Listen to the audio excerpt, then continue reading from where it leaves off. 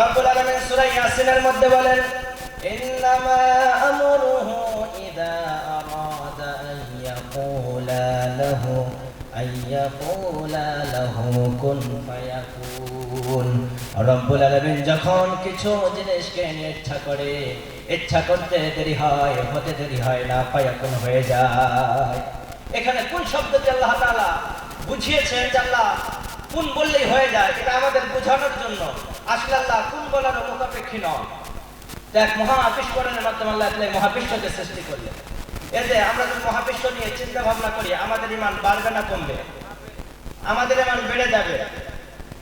কোরআনের সবচেয়ে শ্রেষ্ঠ সূরা, the great chapter of the Quran, সূরাতুল ফাতিহা। কোরআনের সবচেয়ে শ্রেষ্ঠ সূরা সূরা আল ফাতিহা। যে সূরার প্রথম আয়াত কি? সূরা ফাতিহার প্রথম আয়াত আলহামদুলিল্লাহি রাব্বিল আলামিন।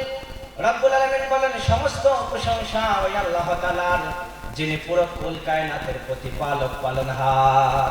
এখানে আলামিন এই মহাবিশ্বকে বোঝাতে যে সমস্ত মহাবিশ্ব রব যে আল্লাহ তাআলা প্রতিপালক, এখানে আলম শব্দ ব্যবহার করেছেন। আলমটা হলো ইসমে আলা। আলাম ইসমে আলা, এটারে বলা হয় যার দিয়ে অন্য কিছুর জ্ঞান হয়। মানে দুনিয়াতে যদি আমরা চিন্তা ভাবনা করি, এর সানে যে কে বানিয়েছে খালিক আল্লাহ তাআলার জ্ঞান হবে।